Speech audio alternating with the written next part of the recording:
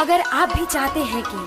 आपन म्यूजिक के वीडियो सबसे पहले आप तक पहुंचे, तो लाल बटन को दबाकर चैनल को सब्सक्राइब जरूर कर ले